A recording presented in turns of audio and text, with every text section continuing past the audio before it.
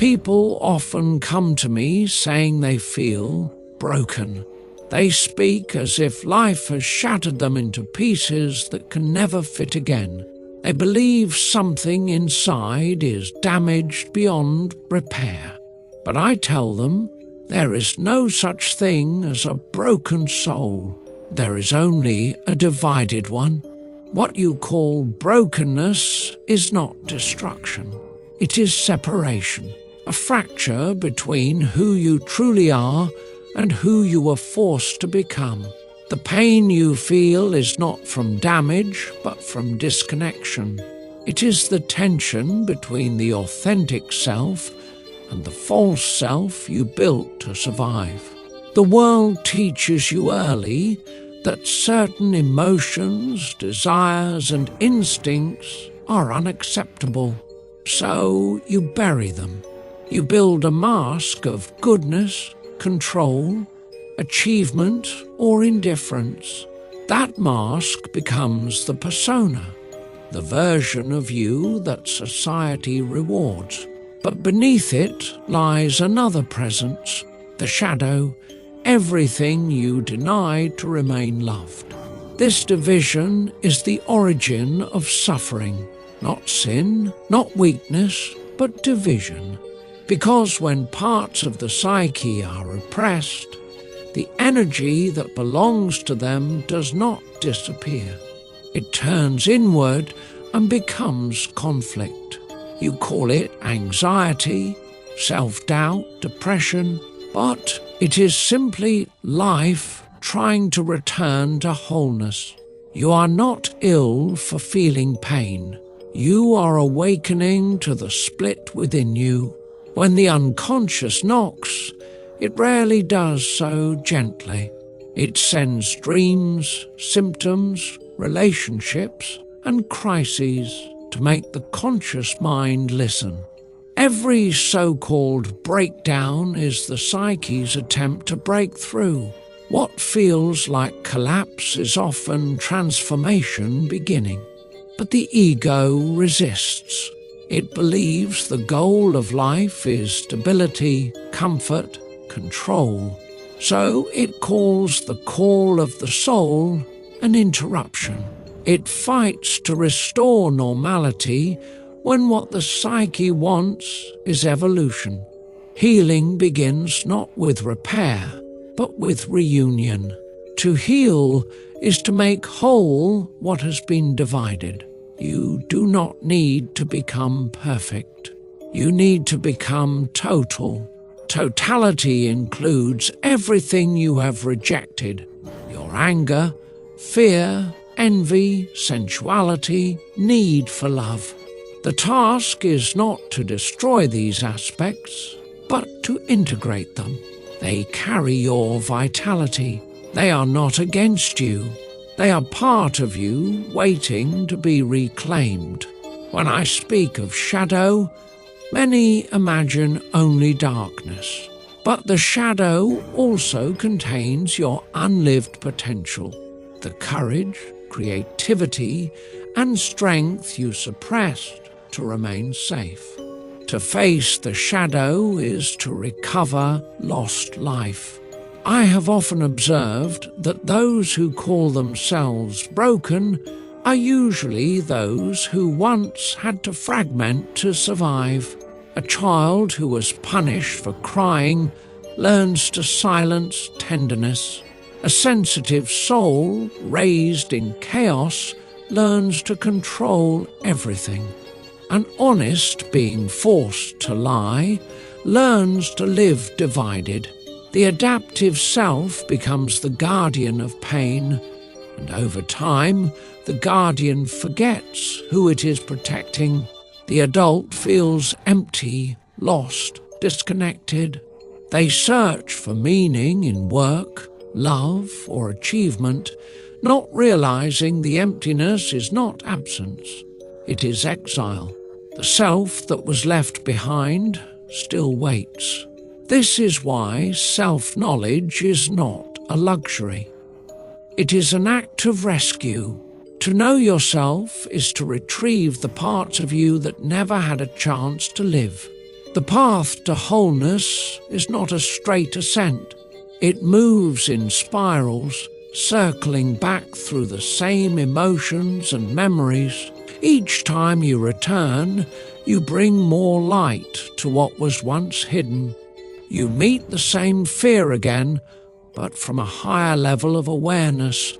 People grow discouraged when old wounds resurface. They think healing has failed, but it has not failed.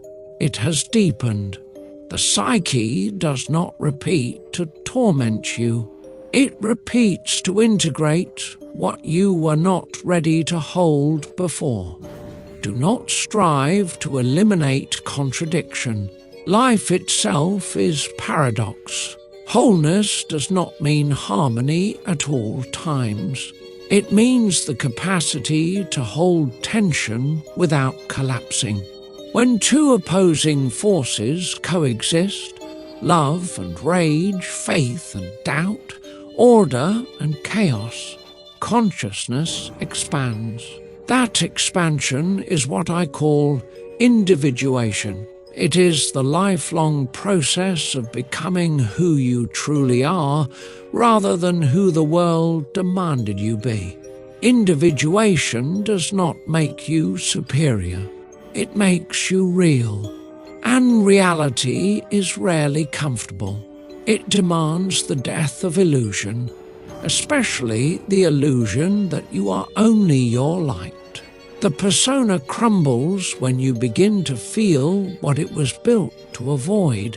This can feel like falling apart, but what falls is only the mask. What remains is essence. Many resist this stage. They cling to roles, titles, and identities. But identity is not the same as individuality. Identity is borrowed. Individuality is born from within, often through the labor of crisis. Crisis reveals what cannot be sustained. It strips away the lies that kept you small. It shows you that authenticity was never the enemy of love. It was the foundation of it. You will know you are beginning to heal when your inner dialogue changes. Instead of asking, "What is wrong with me?" you ask, "What is divided in me?" The first question blames. The second invites understanding. Healing is not achieved by rejecting weakness, but by embracing humanity. Even the most enlightened among us must make peace with their limitations. Perfection is a fantasy of the ego. Wholeness is the truth of the soul. There are moments when integration feels like chaos. Emotions surge, dreams intensify, meaning dissolves. But chaos is the natural condition of transformation. The psyche reorganizes itself through disorder. Allow it. Do not rush to fix what is unfolding. I have seen many destroy their progress by labeling their awakening as sickness. They medicate what should be understood, suppress what should be felt, fear what should be faced. But nothing in the psyche is evil when approached with consciousness. It is ignorance that makes darkness dangerous. Bring awareness to what you fear, and it will lose its tyranny. Bring compassion to what you hate, and it will soften into understanding. When you realize that every symptom is a message, you stop asking how to silence it and start asking what it is saying. Anxiety may be the cry of a neglected instinct. Depression may be the protest of a silenced dream.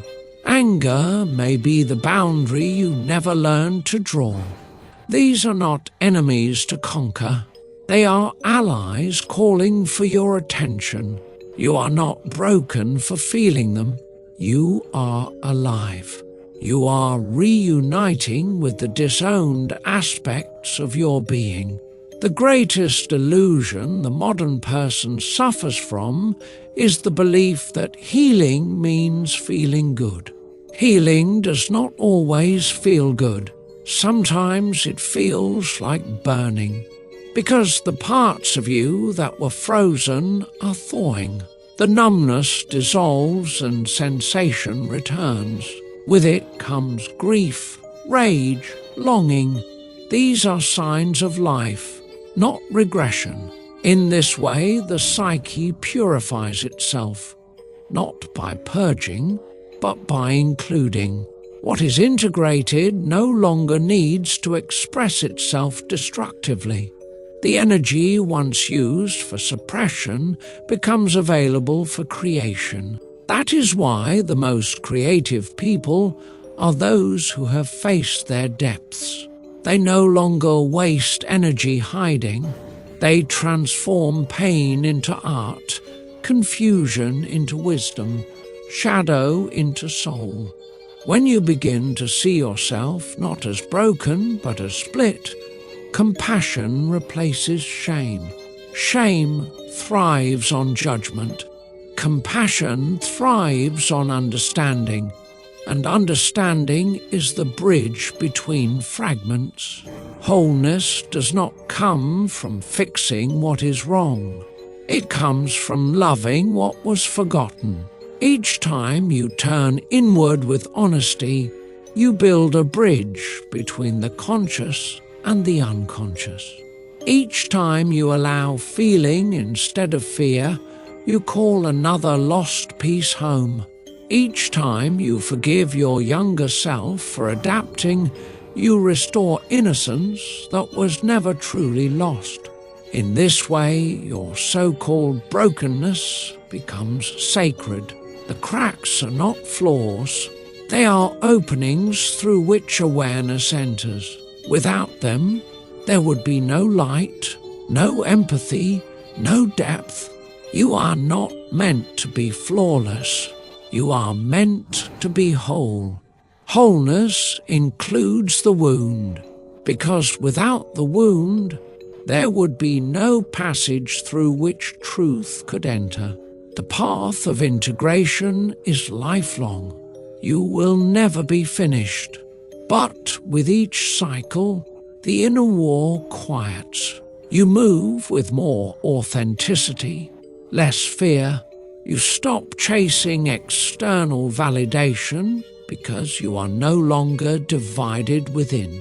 That is peace, not the absence of struggle, but the presence of self. So when you feel broken, remember this truth. You are not less. You are more than one. You are the sum of every part you have yet to love. Bring them home, not by force, by awareness, by listening, by refusing to call yourself broken ever again, because the psyche was never broken. It was only waiting to be remembered as whole.